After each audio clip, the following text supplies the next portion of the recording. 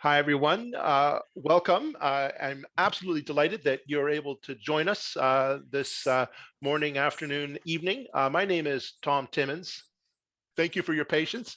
I was just about to introduce Mark Romoff, um, a close friend and colleague, one of my favorite people in the infrastructure space in Canada. Mark has almost single-handedly built the P3 industry in Canada and the success of the P3 industry in Canada, and has had a long and storied career as a public servant in Canada. Um, for the past number of years, probably too many to mention, Mark. Mark has been active as the president and CEO of the Canadian Council of Public-Private Partnerships, which is a truly amazing organization.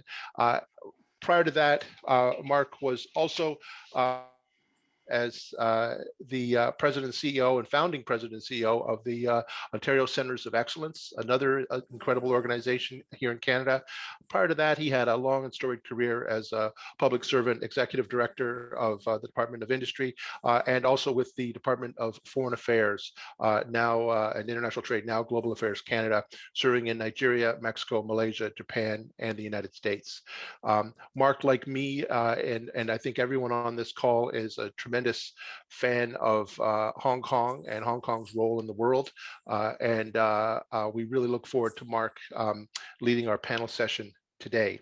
The objective of today's webinar really discuss the latest trends and the opportunities in the infrastructure and PPP space in Asia, with particular focus for Canadian companies. We're going to start with remarks from two senior Canadian and Hong Kong government officials, followed by a panel discussion and a Q&A session with three leading experts who Mark will introduce in a few moments. All attendees are welcome to raise their hand and ask questions through the chat, and we will do our best to get through those questions as the session proceeds. We only have an hour. After this session, we're going to hear from Andrew and the team at HKTDC, and presenting a couple of informational pieces on upcoming events. And before I go any further, I really do need to thank Andrew, Emily, and Adrian, and the amazing team at HKTDC for the work that they've done in organizing this this panel session and many of the other projects that they work on. They truly are an amazing outfit and an absolute pleasure to work with. So without further ado, I'm going to introduce our first speaker, Emily Mo. Emily is the director of the Hong Kong Economic and Trade Office in Toronto. This office is the official representative of the Hong Kong Special Administrative Region government in Canada. Its mandate is to foster closer ties between Canada and Hong Kong, especially in economic and trade matters. Emily is often referred to fondly as the head of the Hong Kong family in Canada. So, Emily, without further ado, over to you. Thank you, Tom. Hello, everyone. I'm Emily. As foreshadowed by Tom, I'm the director of the Hong Kong Economic and Trade Office in Toronto. So our office is the official representative of the Hong Kong SAR government in Canada. A major mandate is to promote trade and investment, as mentioned by Tom. While I'm in Toronto, where the stay-at-home order is in effect, I'm glad to share with you that my home city, Hong Kong, is coming to the end of the fourth wave of COVID. So the SAR government's multi-pronged strategy has worked to minimize the imported cases, while our redoubled testing and contact tracing efforts have suppressed the spread of the virus. Yet, because of the global pandemic situation, travel restrictions for non-residents are still effective in Hong Kong. We are closely monitoring the developments and hope to resume air travel with other destinations in a gradually and orderly manner based on scientific health matter, and to welcome you to Hong Kong once again. Before our Canadian participants and friends from other parts of the world can travel to Hong Kong, I sincerely invite you to take part in various trade events happening in Hong Kong through the online platform. Mr. Andrew Yue of the Hong Kong Trade Development Council will update you about the Belt and Road Summit, for example, to be held in Hong Kong in September this year. I understand that our super panel today will also discuss the Belt and Road Initiative, which is a far-reaching multilateral and multi-level initiative that encompasses what we call 5 connectivities, which are policy, infrastructure, trade, finance, and people. So today's webinar focuses on mutually beneficial interaction in terms of PPP and infrastructure projects in Asia. PPPs have historically played a very important role in developing Hong Kong's infrastructure, ranging from the pioneering project, the Cross Harbour Tunnel built in the 1970s, to the ongoing Kai Tak Sports Park, which will be completed in a few years' time. Many PPPs have successful track records and have been run to the advantages of all stakeholders. Our professionals in Hong Kong in the infrastructure sector have long adopted international standards in terms of, for example, design, technology, operations, management, and other protocols and quality assurance standards. With Hong Kong's successful experience in the past decades, our construction industry has a long tradition of taking its expertise out to the world. And we have been offering our talent, professionals, and experience to flourish in the Belt and Road's continuing progress. If the past is an indication, the future looks good. Today, China has signed more than 200 cooperation agreements with some 140 countries and 31 international organizations under the Belt and Road Initiative.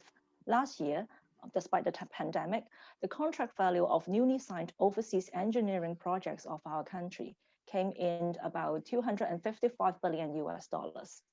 China's non-financial outward foreign direct investment in the 58 Belt and Road economies rose 18% year-on-year to nearly 18 billion US dollars. Hong Kong has much to look forward to in the Belt and Road initiatives, thanks to our one country, two system framework and the deepening economic integration of the mainland China. China's 14th five-year plan supports the continuing enhancement of Hong Kong's status as an international hub for finance, trade, and logistics.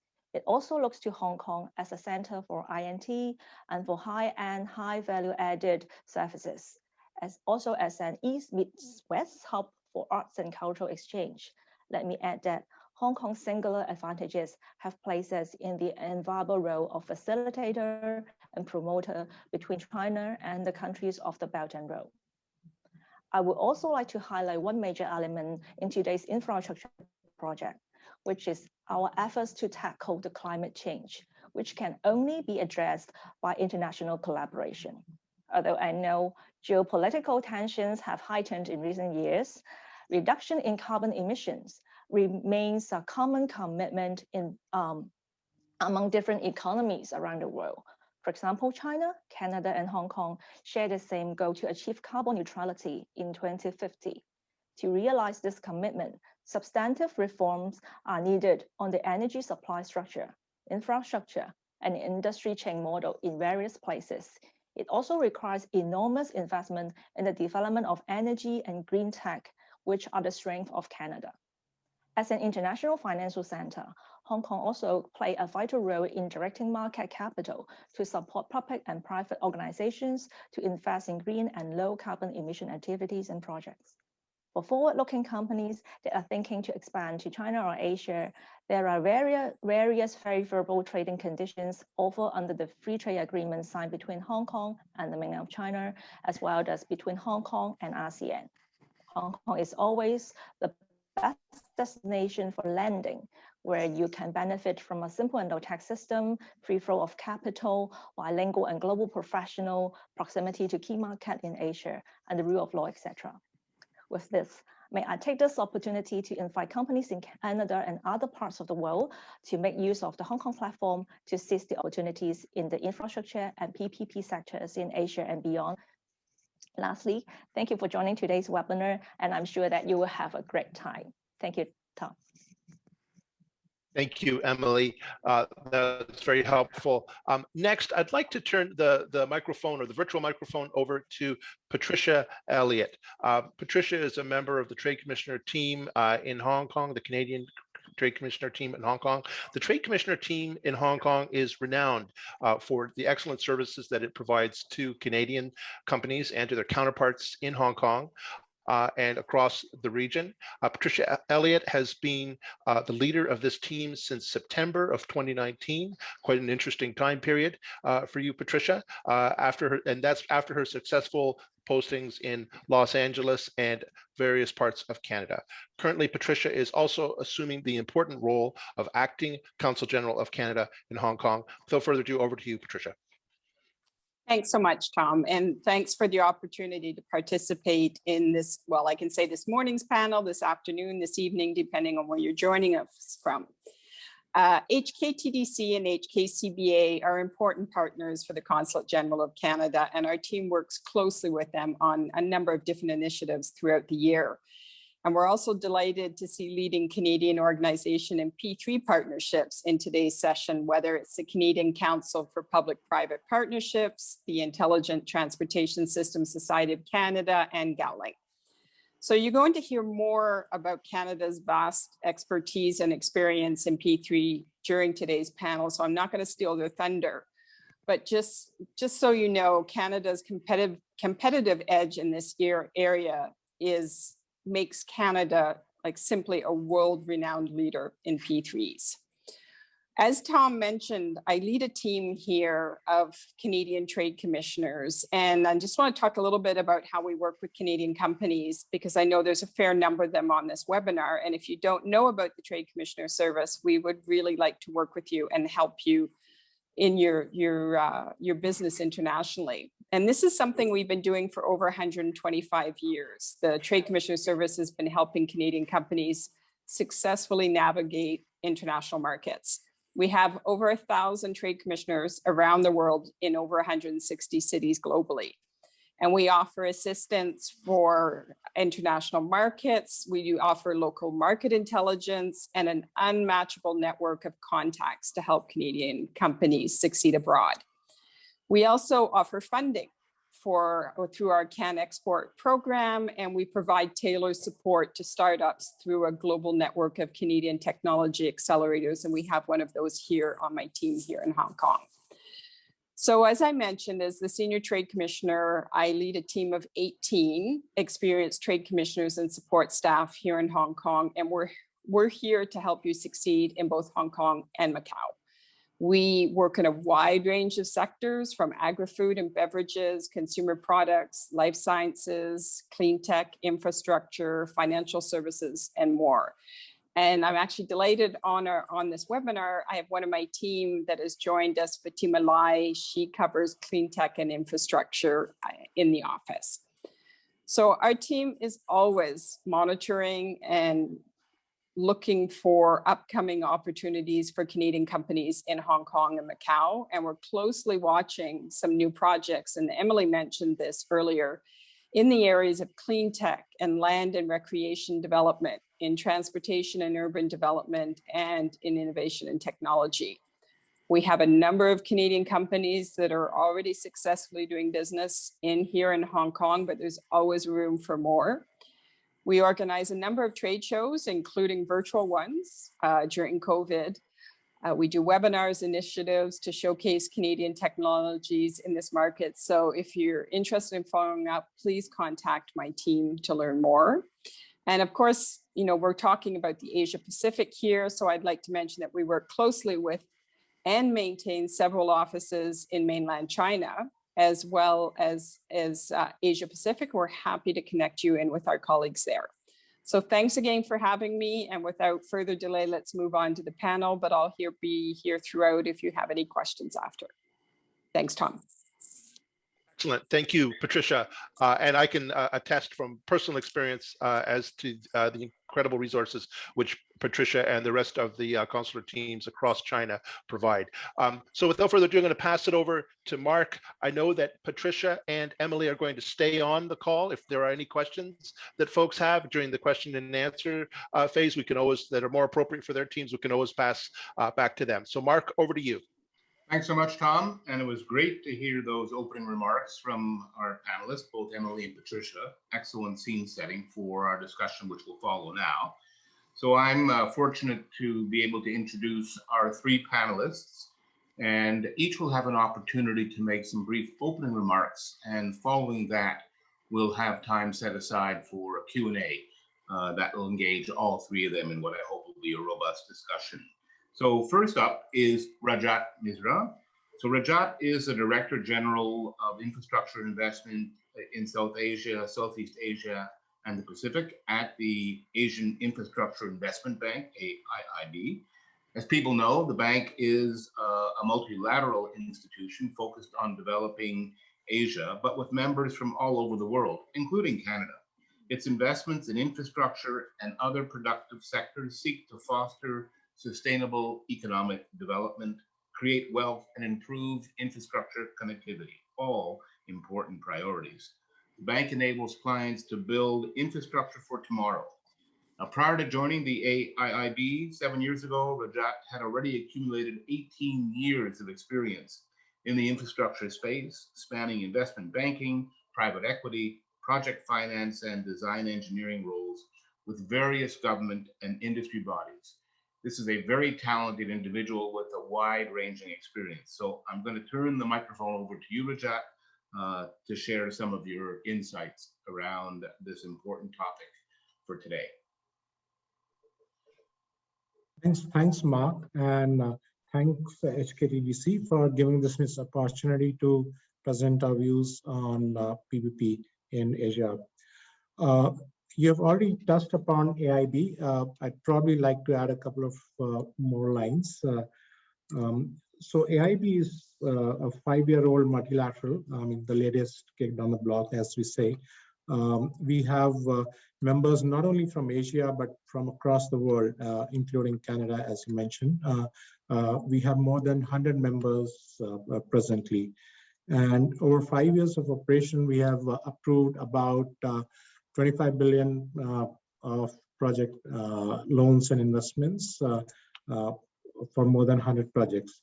And one key differentiator with respect to other sister institutions like, let's say, the World Bank Group or ADB is that AIB focuses solely on infrastructure.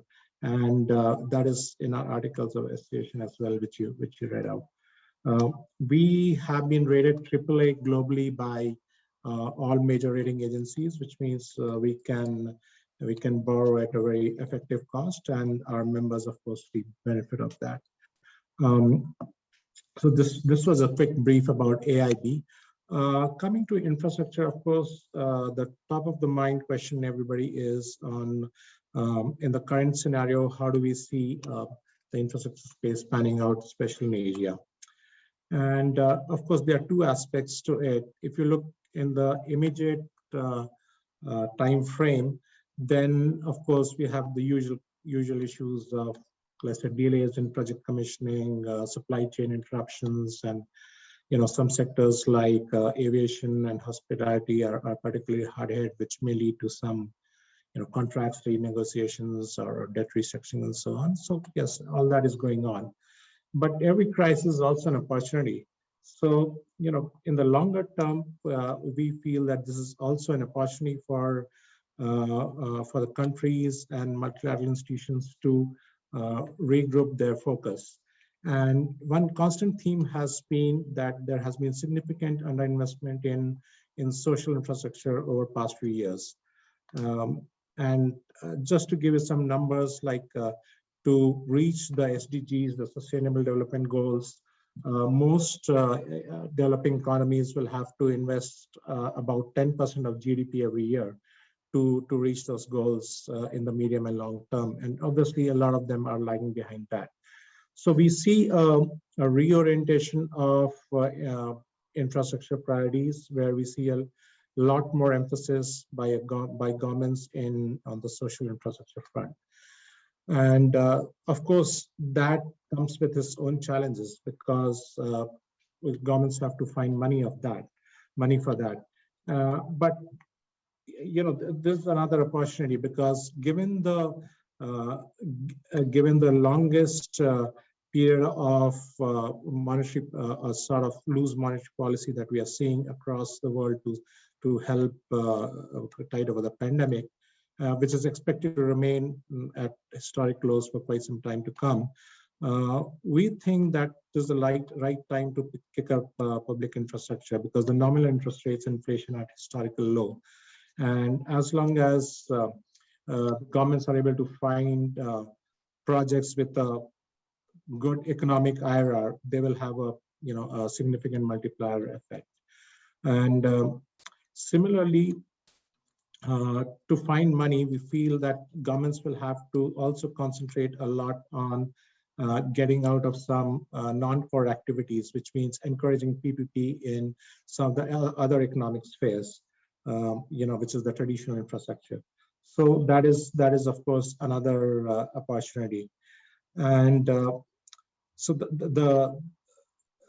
and how we are facing this challenge is also very interesting, because all of us have had to reorient ourselves to face the new reality. So you have a lot of emphasis on efficiency, on using digitally enabled infrastructure. We are using that since the past few months. I mean, we do a lot of project monitoring remotely using technology, satellite imagery. In fact, a lot of our clients have access to satellites and drones, and we are linking to their own feeds so that both of us can monitor the projects concurrently as they happen.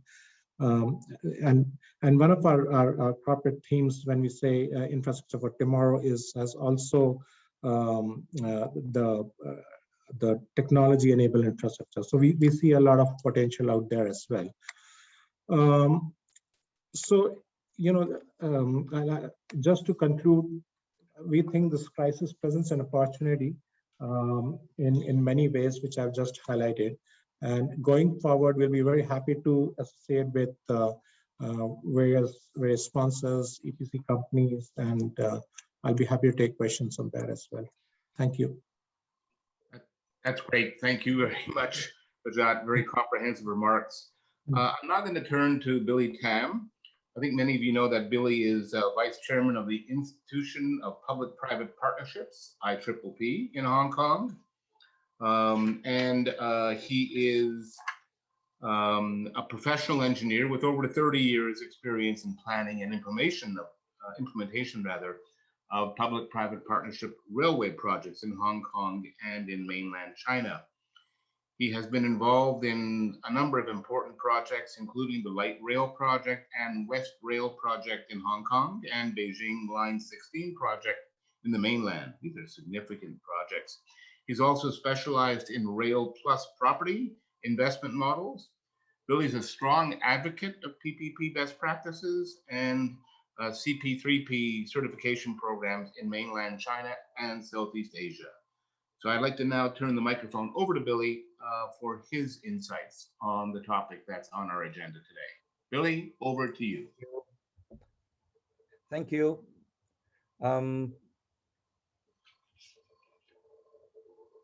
Thank you. Warm welcome from friends around the world. So this is Hong Kong in the evening. That's why I'm showing you the skylight of Hong Kong. Hope you enjoyed it. So I'm going to do my talk in just 3 simple slides to put my message across.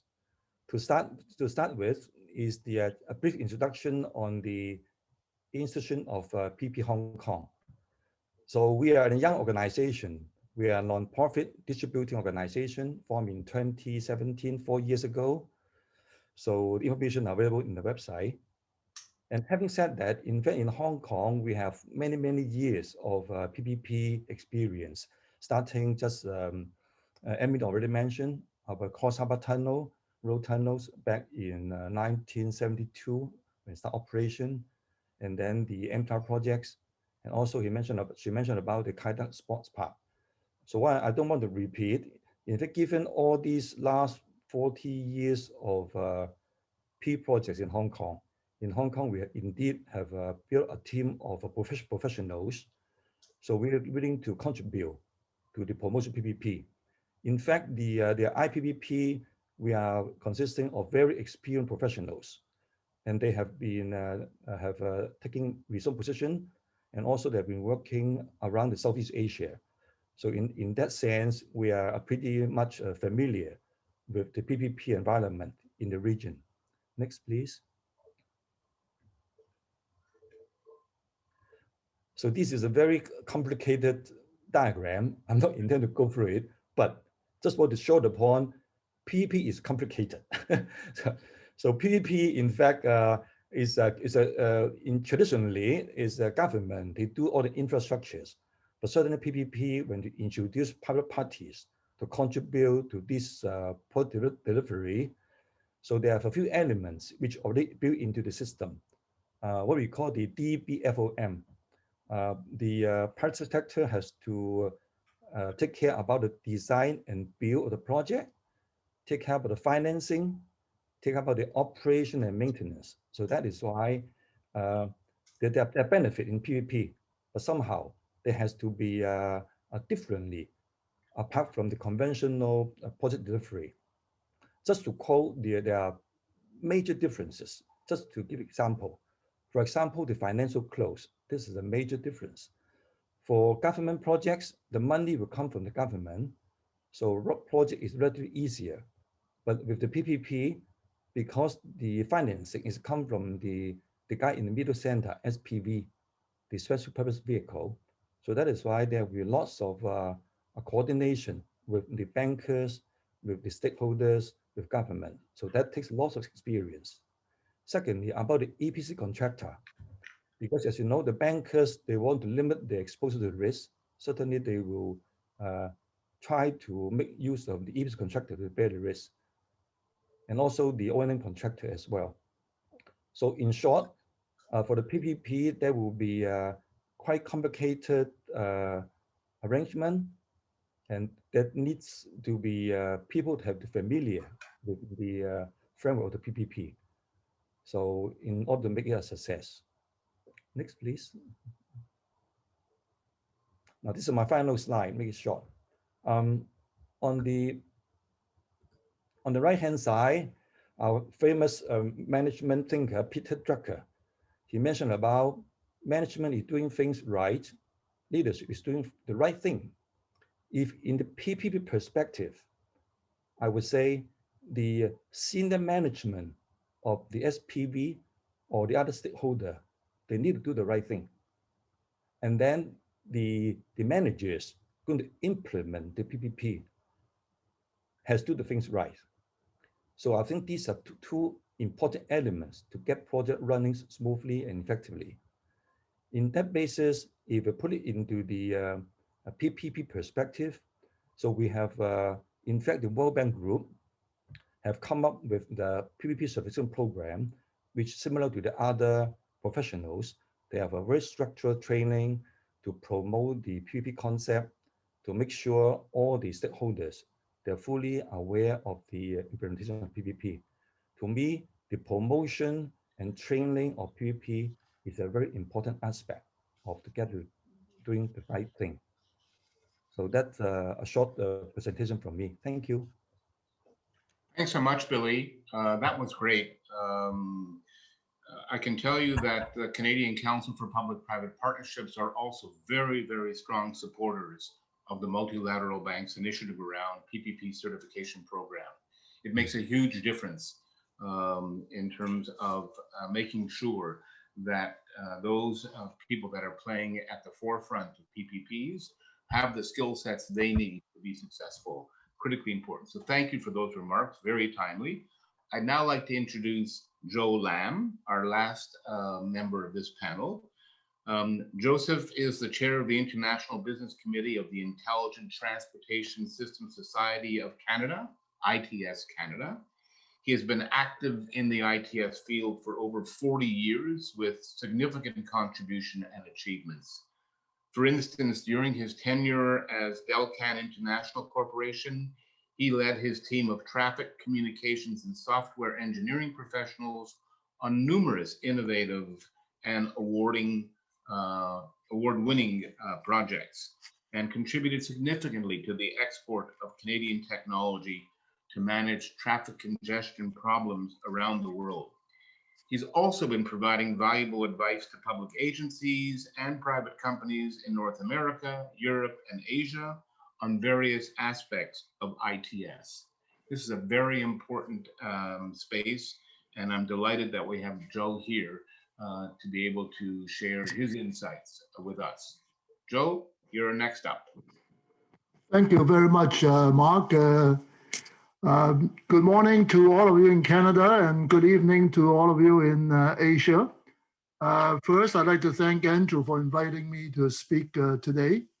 I like the topic is obviously infrastructure and PPP, and I'd like to concentrate on the technology or technological aspects of transportation infrastructure.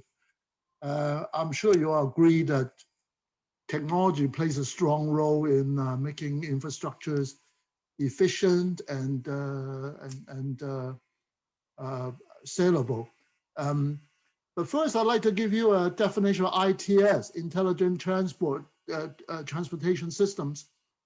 ITS is really the application of advanced technologies like ICT in transportation infrastructure to save lives, time, money, energy, and the environment. And we Canadians have a leg up on this topic because ITS was actually invented in Toronto back in the 1960s, when Toronto became the first city in the world to use a computer to control traffic lights in 1964. And later on, the technology was spread to a number of countries, starting with the United States, and then countries in South America, and lately in Asia. And a lot of Canadian companies are strong ITS exporters, and they are benefiting from our strong heritage in ITS. In Asia, our companies have been active in Hong Kong, China, Taiwan, Malaysia, and other places. For example, many infrastructures in Hong Kong are equipped with up-to-date, efficient and effective technologies provided by Canadians, particularly with all the tunnels in Hong Kong. Those of you who have driven in Hong Kong may have noticed lane control signals, which are used to control lane usages near tunnels and bridges. I could dare to say that 90% of these signals are controlled by software provided from Canada. So, but of course, there have been many challenges in the last 50 years. Local people have been catching up with the technology. So more and more we have to share the pie with local companies, which is okay. And of course, we have to stay on top of the technology changes. So we have to reinvent ourselves from time to time to be able to continue to succeed in this area. With the recent emergence of technologies such as artificial intelligence and Internet of Things, I think we are about to transform ourselves again and maintain our leadership in the world. My conclusion is that the Asia market for ITS remains very active, and I'm very bullish about the future of Canadian ITS firms doing well in the Asia market, infrastructure market. So I think I'll stop right here. Thank you very much. That's excellent. Again, thanks, Joe. I really appreciate that. And again, three good sets of remarks to set the scene for now what will be a bit of a fireside chat, to the extent that we can do that on a Zoom call, but we're certainly going to try. So what I'd like to do is ask each of our speakers a few questions, and we'll rotate through the three of them. So my first question would be for Rajat. So Rajat, on the AIIB website, there is already a very comprehensive sub-site on project procurement opportunities with detailed information on projects and tender invitations. Interested companies are also invited to become subscribers to such a useful info like procurement updates. Is it necessary for companies to contact the bank separately to introduce their companies and expertise, or can they move ahead on their own? Thanks, Mark, for this question. No, so the way we work is any procurement is done by the clients, and for the so-called sovereign projects, so it's done by the clients, and since we approve the tenders to ensure they adhere to our standards and incorporate our environment social guidelines as well. They're also linked to our website where any company can go and have a look at them. But the actual tenders have to be submitted to the respective bodies that are calling for those tenders, which are respective clients. So what I would encourage companies to do is, go through our websites, and when they find something that's of interest, go to the respective client website, because the client website is where they have to register themselves and submit their tenders out there. We don't accept tenders. It's the responsibility of the client to do that. Of course, we then subsequently, clear those tenders, but the client is responsible for receiving evaluation and so on. Great. One other quick question for you. Do AIIB projects have geographical restrictions? And by that, I mean, are they projects in Asia only? No. So both ways. So we are a universal multilateral bank. So we don't have any restriction. We have done projects in countries outside Asia as well. The projects outside Asia have to fit in with our thematic priorities like connectivity to Asia or global public goods and so on. But otherwise, we are doing projects outside Asia. The second part I'd like to highlight is that our procurement is not restricted to companies only from member countries. So again, whether somebody is a member or not, regardless of that, a company can bid for tenders for any of our projects. So we have a universal procurement criteria. That's great. Thanks for that. That's very helpful. Billy, can I ask you to talk a bit about what are the critical success factors for implementing PPP infrastructure projects in Asia?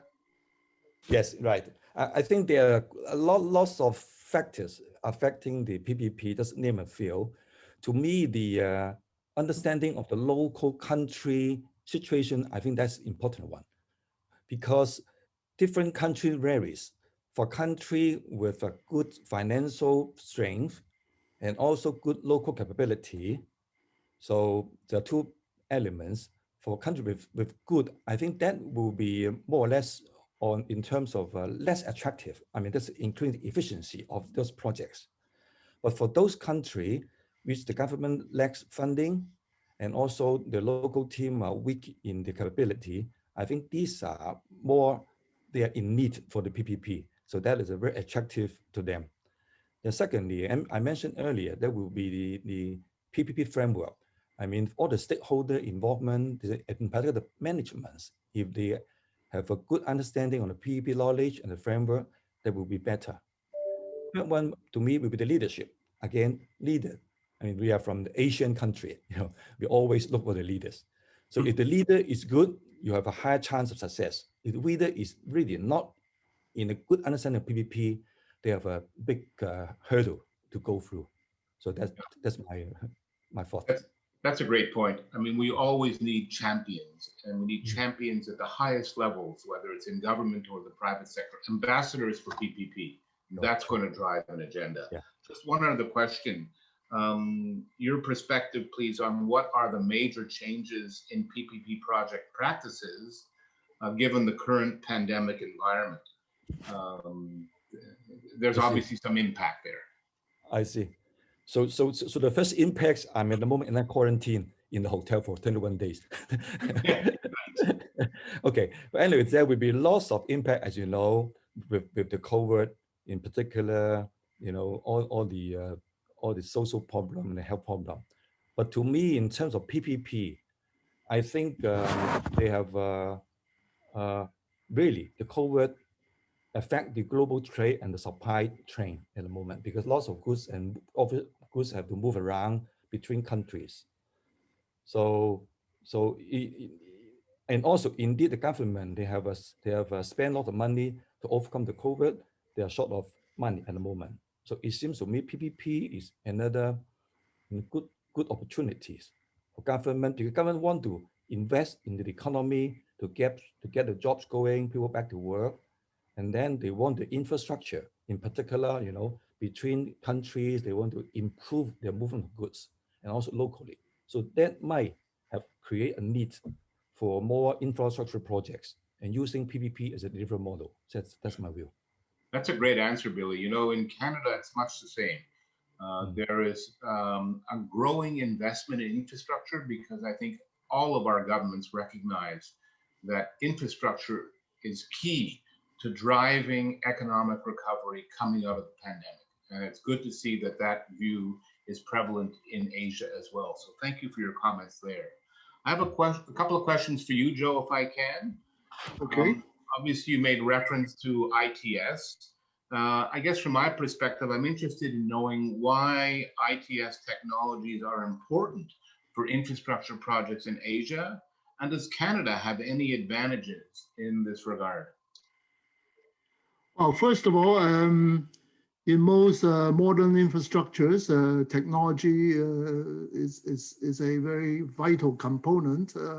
For example, there are a lot of tunnels built in Hong Kong, and some of them were built via PPP arrangement. Mm-hmm. Tunnels require good technologies to monitor the traffic flow, avoid spot incidents, and clear them properly, and so on and so forth, for the safety of the motorists and the people working in them, and so on. So ITS become very, very important. So in Hong Kong, for example, when they went out to install a tunnel, they always ask for an ITS supply to follow with the infrastructure construction. And this is where Canadians can play a strong role, because we have a lot of good ITS companies in this country. I talk about our heritage and our strong technology here, and we are often invited to bid on these projects, in many cases quite successfully. And at this point, I'd like to acknowledge the help provided to the ITS community in Canada by our Canadian Trade Commissioners, particularly in the Hong Kong office, actually. I won't mention names, Patricia, but they're really helpful in understanding our quest and help providing support to us. I hope that answers your question. And of course, in other countries like Jakarta, Thailand, they need toll roads. Toll roads require technologies. And again, we play a strong role. And for example, the Highway 407 in Greater Toronto was the first ever all electronics toll road in the world, which commands quite a lot of respect from Asia, Yeah, that's such a great point, Joe. Thank you for making that, right? Because sometimes, it's easy to criticize projects from time to time. And the 407 highway just outside of Toronto has been an exceptional project. But what's often not recognized is the leading edge technology that governs the success of that project. So thank you very much for highlighting that, and also for recognizing our trade commissioners and the value they can offer to Canadian companies, and for that matter, local companies, to forge the kinds of connections to really build international partnerships. It's so critically important. I have a bias, obviously. I was a trade commissioner for many years in my own career abroad. So thank you for taking the opportunity to recognize the value that those fellows, those individuals offer. I'll be coming back to you with another couple of questions in Sure. just a moment, but I thought I'd go back to Rajat, if I could, and talk a bit again about projects that AIIB is involved in. And I guess first and foremost, could you clarify, Rajat, for us whether the projects that the bank's involved in are really for large companies only, or are there opportunities for SMEs as well? Oh, thanks. That's a good question. No, there's no distinction as far as we make on those aspects. Now, of course, the size of the tender will determine which kind of companies bid for it, but we would strongly encourage SMEs to bid for these projects as well. And while on that, I would also like to, just touch upon briefly that the bank also had a program under emergency COVID relief facility that we rolled out last year to support SMEs in different members. So we had this rollout of facilities through financial intermediaries in countries in Asia like Turkey, Uzbekistan, Sri Lanka, India, Vietnam, Bangladesh, and so on. So as a multilateral, we recognize the importance of SMEs and it strongly encourage them to engage with us. Thank you. Oh, that's great. Thank you very much, Rajat. If I could come back to you, Billy, for just a moment. This is a bit of a self-serving question, but I'm interested in your views on how the IPPP can collaborate with my Canadian Council for Public-Private Partnerships to promote quality PPP projects in Asia. I see. So as I said earlier, IPPP is a young organization, it's just 4 years. But somehow we have a good network in Hong Kong. And also, in fact, we have developed relationship, in particular with HKTDC through the Belt and Road Project. And also we have developed with the United Nations, ESCAP, Economic and Social Commission on Asia and Pacific. So indeed, the ESCAP, during our meetings, they did voice out there will be, they are focusing on the infrastructure projects among the member states. And I think in particular, we are more Asia-oriented around the South Asian countries. I mean, on that aspect, we can collaborate with the CCPPP if you want to expand your activities in the Southeast Asian countries. So I think that would be attractive to the people from Canada. Oh, thank you very much. I mean, that's a very helpful answer and very encouraging. I'm keeping an eye on the clock. I have one more question I thought I'd like to ask Joe, if I could. And this is an interesting issue and a concern I would say to our council here in Canada as well. Investment in infrastructure in the US is obviously one of the top priorities of the Biden administration, while at the same time, the Canada Infrastructure Bank is also stepping up its efforts to invest in infrastructure projects in Canada. Do you think that the potential workload of these various initiatives and the implications for Canadian companies, would that be enough for them so that it might deter them from market diversification to Asia? Is there a concern there on your part? I would say a slight concern, yes. I think we in the business world are always attracted by strong markets, and sometimes, for example, Canadians love the US market because they speak the same language, have the similar culture and so on. And sometimes it kind of distracts us from other strong markets in the world. And this is something that ITS Canada want to promote with the support of our friends in Hong Kong, that Asia is another strong market. Luckily in Canada, we have a multi sort of ethnic background, and therefore with the help of a lot of our Asian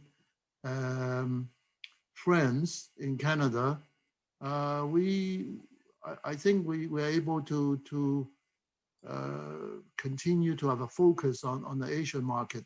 But I must admit, though, a lot of our members really are quite strong in the US market, and sometimes when you're too busy, you forget to go to the other places. And actually, one of my business friends used to tell me that the busier you are, the stronger you have to market for additional market, because you don't want the market to drop to zero and then you go to the trade commission and say, oh, I'm not ready to go to Hong Kong. Well, it'll be too late. Yeah. So I think every company has to set up a strategy to deal with it. And of course, some companies are equipped only to deal with the Americas. Some can do Asia and so on. And then each company got to do its own strategy to prepare for everything. Yeah. Okay, I really appreciate that answer. Now, I know, Tom, you're probably getting antsy because we're coming up to just a few minutes left in this hour, but there are We're in your hands, Mark.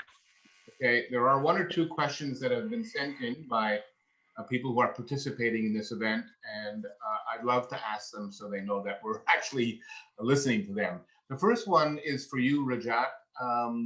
There's a question here on your views on Indian infrastructure. Would you like to comment on that?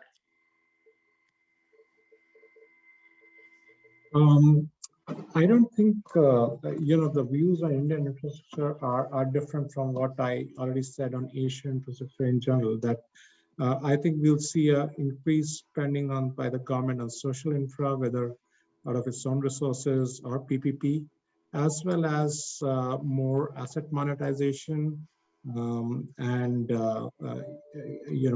as also increased PPP investments in traditional infra, just as the governments try to save money for social infrastructure. So we see that trend continuing in India as well. Thank you for that. I have one last question, which is general enough that anyone who would like to chime in is welcome to do that. The question is, projects in Canada often go through years of approval and construction. Do you think that infrastructure PPP arrangements can speed up this process? Open to anyone to take a crack at that.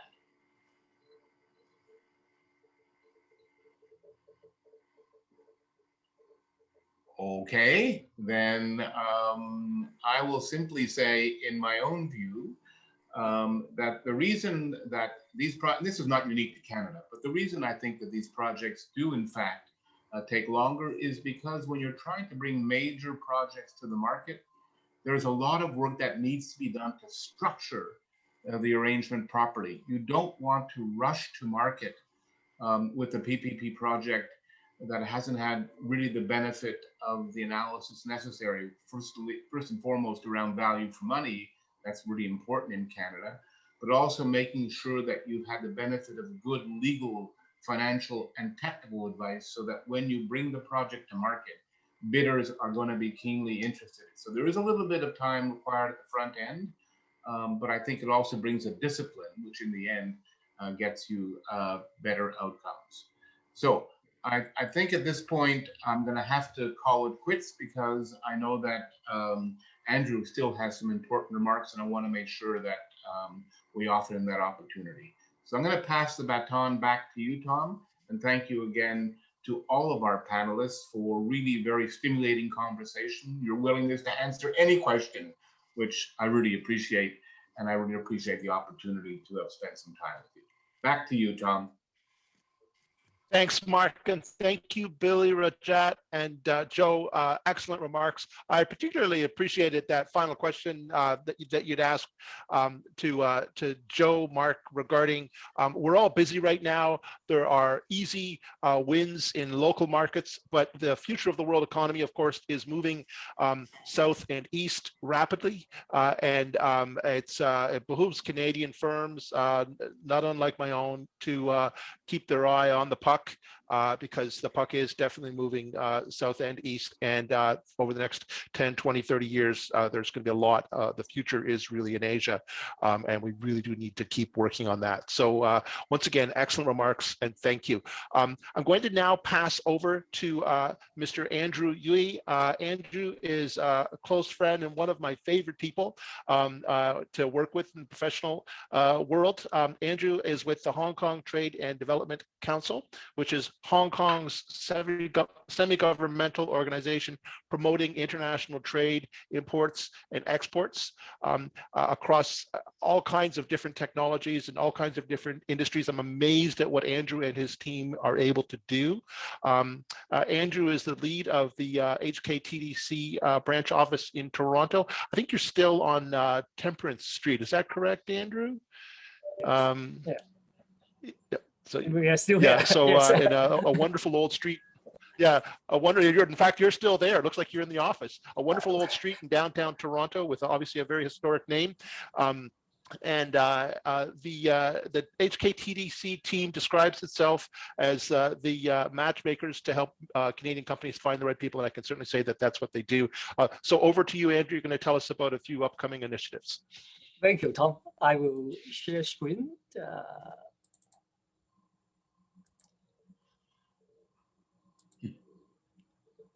Okay. Well, hello, ladies and gentlemen. Well, we are very grateful to the panel's speakers today to give us a very insightful discussion on the infrastructure and PPP developments and opportunities. In order that we can extend and expand the discussion, I would like to invite the gathering to save the days of two upcoming signature conferences. I call these conferences windows of opportunity for us to continue to exchange information, intelligence, and views, to meet more thought leaders, to network with more potential business partners, and to explore opportunities. These two conferences are the Belt and Road Summit, to be hosted in Hong Kong, scheduled for September the 1st and the 2nd, and also the CCPPP conference, also known as the P3 conference, to be hosted in Toronto virtually, scheduled for November 16 to 18. Let me give you a little bit more information about these two conferences. The Belt and Road Summit is co-organized by the government of the Hong Kong Special Administrative Region and the Hong Kong Trade Development Council. It will take place on September the 1st and the 2nd in a hybrid format with in-person and online participation. The summit has a conference element. We will be having senior government officials and top business leaders to share their insights and experience on a wide range of infrastructure and PPP topics, including the Belt and Road Initiative, the Greater Bay Area development, infrastructure financing, deal making and dispute resolution, international infrastructure cooperation, and many more subjects. There will also be an exhibition element under the virtual global investment zone, as well as the physical exhibition. Exhibitors will be able to showcase their latest investment projects for visitors and potential investors to visit them, either in person or online. Investment and business matching session will be pre-arranged for potential partners, such as investors and project owners, to discuss possibilities.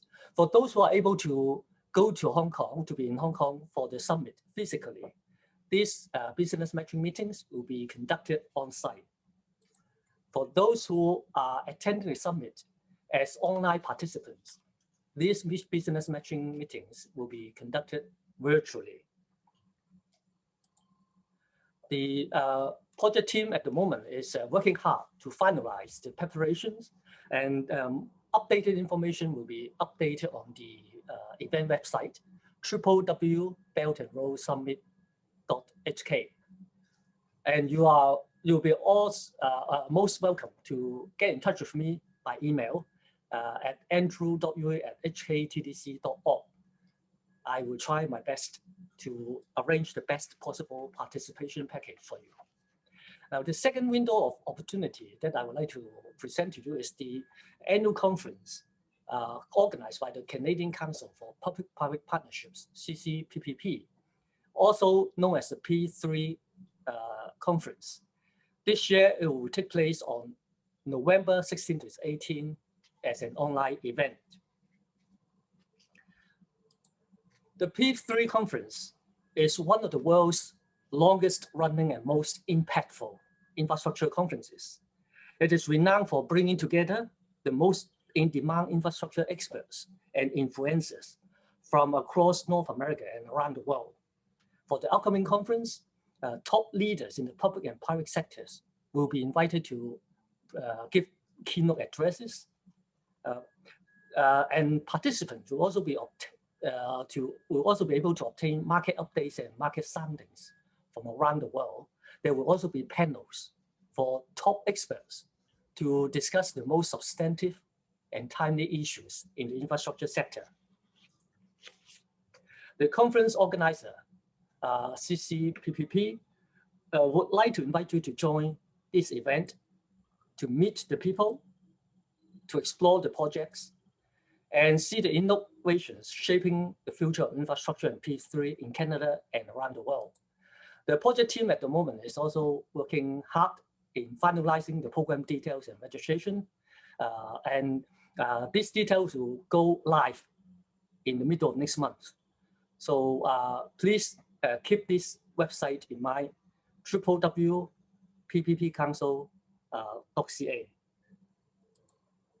Ladies and gentlemen, these are the two signature conferences that I would like to recommend to you to save the dates, and we look forward to welcoming you to joining us at these two events.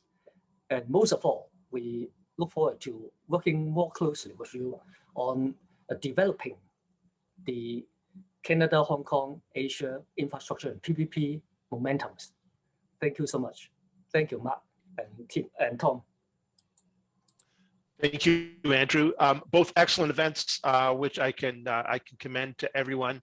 And of course, one of the great opportunities arising as largely as a result of COVID is the fact that these events are now at least partially virtual, which certainly makes attendance less onerous if you're in different parts of the world.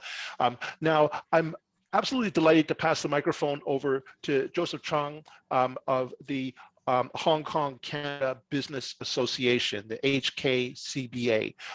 The association is a non-governmental organization, and it is a membership-based bilateral association in Canada. The HKCBA is established to help its members connect with Asia through Hong Kong, and these connections include both business and friendship. And I can certainly say that the events that Joseph and the rest of the folks at the HKCBA put on are second to none, truly amazing events. And I would certainly recommend participating. Joseph, over to you for some final thoughts. Thank you, Tom. Thank you very much. Hello, everyone. I'm Joseph Chong, is the president of the Hong Kong Canada Business Association, Toronto section. Hong Kong Canada Business Association is one of the national nonprofit organizations across Canada. Members is from all different sectors of the industry. So this webinar is really, really helpful for all our members, definitely. Hong Kong Canada Business Association is delighted to join force with like-minded multiple partners in staging this webinar, as well as in many other initiatives to further promote the Canada, Hong Kong, Asia business momentums. The webinars has exemplified the benefit generated when multiple join force, in particular, the benefit for our common group of clients, companies in Canada, Hong Kong, Asia, and other regions. Hong Kong Canada Business Association look forward to continuing partnering with counterparts to implement initiatives to assist companies to explore more business opportunities. Our guests exchange experience and insights to help chart action to Canada company aspiring to expand or start their particular in Asia infrastructure and PPP development. This is very much in line with our goal and objective at Hong Kong Canada Business Association. The Toronto session of the HKCBA has been bringing business together for more than 37 years and virtually since May 2020. During the pandemic, we worked with several sectors, ranging from logistics to tourism, on topic ranging from lobster and employability. We will continue to benefit our members who wish to start up, grow, or expand in Asia via the Hong Kong platform. This June, Hong Kong Canada Business Association Toronto will launch our Women's International Network. This will enhance our members who have the passion and vision to excel by going international, especially our women's members. Emily, you have to join. Thank you once again to the speaker and organizers. Your perspective ensure a firm understanding of PPP and how we can use it to overcome the scourge of the pandemic and on our economics and business. Thanks also to go to all our sponsors, the Hong Kong ETO and the Hong Kong TDC and other supporters for their continuing support of Hong Kong CBA Toronto and its events. Once again, thank you very much. And with that, I'd like to thank everyone, our panelists, and particularly our audience and our supporting organizations. Thank you again, everyone. Have a good evening in the East and a good rest of the day in the West. And we'll look forward to seeing everyone again soon, hopefully at the 2 events which Andrew mentioned. Have a good day, everyone. Cheers. Thank you, Tom. Great job. Thank you, everyone. Bye-bye. Thank you. Bye-bye. Bye. Bye.